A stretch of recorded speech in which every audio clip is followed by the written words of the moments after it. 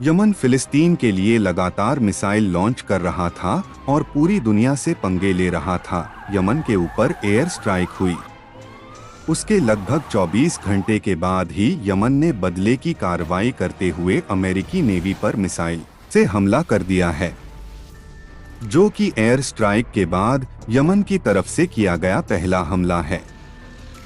पहला इसलिए क्योंकि इससे पहले जो अमेरिका के 2 नेवी सोल्जर्स गल्फ ऑफ के पास से लापता हुए थे, उनका लापता होना इस घटना से जुड़ा है या नहीं, यह फिलहाल कंफर्म नहीं हो सका है। मगर इस मिसाइल लॉन्च के बारे में खुद अमेरिका ने जानकारी दी है। वहीं अपने दोस्तों के साथ मिलकर लगभग 100 मिसाइल से स्ट्राइक करने वाला अमेरिका इस स्ट्राइक से नाराज है, क्योंकि उसका कहना है कि इससे यमन का कुछ खास नुकसान नहीं हो सका है और हूती के पास अब भी इतनी ताकत है कि वो न सिर्फ यहाँ से गुजरने वाली शिप्स को बल्कि अमेरिकन वॉर शिप्स को भी टारगेट कर सकते हैं। और उन्होंने ऐसा ही किया। तो दोस्तों, सबसे पहले बात करते हैं यमन की तरफ से बदले की कार्रवाई के तहत अमेरिकन नेवी की एक वेसल पर लॉन्च की गई मिसाइल स्ट्राइक के बारे में। यूएस के चर्चा इस लड़ाई में बहुत ज्यादा है, क्योंकि यह यमन के पास में तैनात है। इसकी तरफ यमन ने एक एंटी शिप मिसाइल को लॉन्च कर दिया था, जिसके बाद अमेरिकन फाइटर जेट को उड़ान भर के उस मिसाइल को हवा में नष्ट करना पड़ा। यानी कि दोस्तों, यमन के यहाँ पर दाद देनी पड़ेगी। पूरी दुनिया उसके पीछे पड़ी है, फिर भी वो जरा भी पीछे हटने को तैयार नहीं है और ना ही वहाँ के लोग इन्हें पीछे हटने दे रहे हैं, बल्कि वहाँ की जनता भी अपनी मिलिट्री का पूरे तरीके से सपोर्ट कर रही है, और वो भी वर्ल्ड सुपर पावर से भिड़ने के लिए। दोस्तों, अमेरिका ने शुक्रवार को अपने साथी देशों के साथ मिलकर यमन पर बहुत सारी स्ट्राइक की थी, जिसके बाद हूती की में सीमित यमन की आबादी भी इनके खिलाफ बहुत ज्यादा गुस्से में देखी गई और वहां पर बड़े पैमाने पर प्रदर्शन होने लगे। इतना ही नहीं, अमेरिका के अंदर न्यूयॉर्क सिटी में भी इस स्ट्राइक के खिलाफ प्रोटेस्ट शुरू हो गई थी। उनके लोग अपनी आदमी से अमेरिका और उसके साथी देशों से बदला लेने की डिमांड कर रहे थे। शुक्रवार को अमेरिका ने पहले एयर स्ट्राइक की थी। शनिवार को उन्होंने फिर से यमन के ऊपर कई स्ट्राइक कर दी और रविवार को, यानी इस हमले के 24 घंटे बाद, यमन की तरफ से मिसाइल को फायर कर दिया गया। वहीं दोस्तों, अमेरिका के अधिकारियों और मिलिट्री एक्सपर्ट्स ने न्यूयॉर्क टाइम्स के साथ खुलासा किया कि जो ये स्ट्राइक की गई, यह लगभग फेल हो चुकी है और इसने यमन को नुकसान पहुंचाने के बजाय उन लोगों से अमेरिका ने और दुश्मनी मोल ले ली जो रेड सी के यातायात को और ज्यादा दिनों तक प्रभावित कर सकता है, जिससे पूरी दुनिया में बहुत सारी चीजों की कीमत बढ़ सकती है।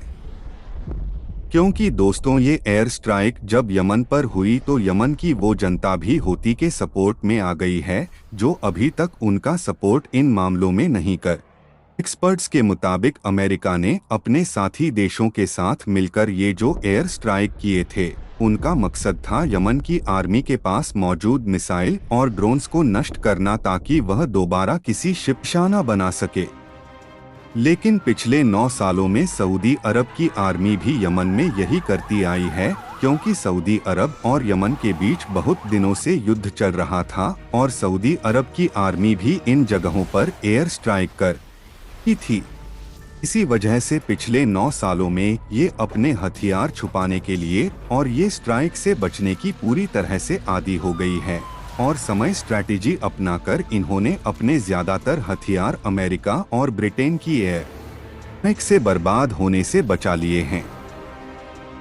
दोस्तों, इन लोगों ने इसी इंटरव्यू में यह भी बताया कि यमन कोई आसान मिलिट्री ओपोनेंट नहीं है, जिसे कोई आसानी से हराकर अपने मिशन को कंप्लीट कर सके। लॉन्ग टाइम की लड़ाई के लिए रेडी है और उसे सपोर्ट करने के लिए और हथियार भेजने के लिए भी ईरान जैसे देश तैयार है। हूती विद्रोहियों की सैन्य क्षमता की बात करें तो हाल में लाल सागर में हूती विद्रोहियों ने हमले इन हथियारों का इस्तेमाल किया है, उनमें क्रूज मिसाइल है, बैलिस्टिक मिसाइल्स, ड्रोन और क्रूड सर ऑफिस वेसल्स शामिल है।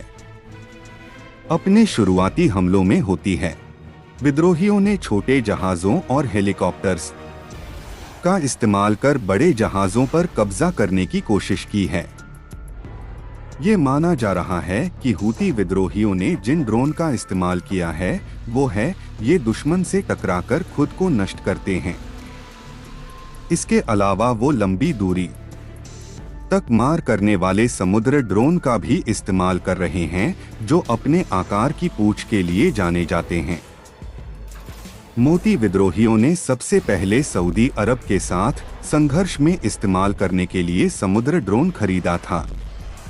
वॉशिंगटन इंस्टीट्यूट ऑफ निरी ईस्ट पॉलिसी नाम के थिंक टैंक के अनुसार हूती विद्रोहियों के पास कई तरह की एंटी शिप क्रूज मिसाइल है जिनकी क्षमता 80 से लेकर 300 किलोमीटर तक मार करने की है।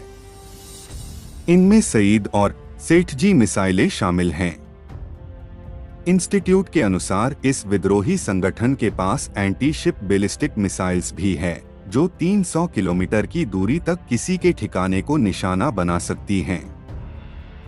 इंस्टीट्यूट के मुताबिक ये मिसाइलें सतह से काफी ऊपर उड़ती है और तेजी से मार कर सकती है, इसलिए इनका पता लगा पाना मुश्किल है।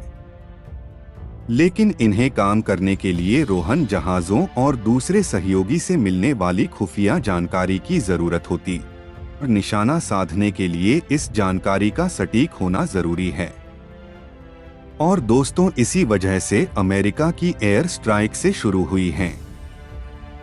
लड़ाई काफी लंबी खींच सकती है जो पूरी दुनिया को काफी प्रभावित करेगी, क्योंकि रेड सी के ट्रेड रूट पर दुनिया के ज्यादातर देश डिपेंड है। दोस्तों, माना जा रहा है कि यूके और यूएस जैसे देशों के पास कोई सही जगह नहीं है जैसे टारगेट करके ये लोग यमन को नुकसान पहुंचा सके, क्योंकि वहां ज्यादातर बड़ी चीज है ऑलरेडी इसलिए मैं डिस्ट्रॉय हो चुकी है और जिन हथियारों को ये लोग टारगेट करना चाह रहे हैं उन्हें छुपाना इन लोगों को बखूबी आता है। इसी वजह से यमन के हूती लड़ाई को आगे बढ़ाना चाह रहे हैं। हालांकि अगर अमेरिका चाहता है तो ये लड़ाई तुरंत ही खत्म हो सकती थी, क्योंकि यमन के स्पोकपर्सन केवल ये डिमांड कर रहे थे कि इसराइल गाजा पर हमले खत्म कर दे और सीज फायर हो जाए तो हम भी यहां से गुजरने वाले शिप पर हमले रोक देंगे। इस पर आपका क्या कहना है? हमें अपनी राय जरूर बताइएगा। अगर यह वीडियो पसंद आया हो तो लाइक करें, शेयर करें और चैनल को सब्सक्राइब करके बेल आइकन को प्रेस करना ना भूलें।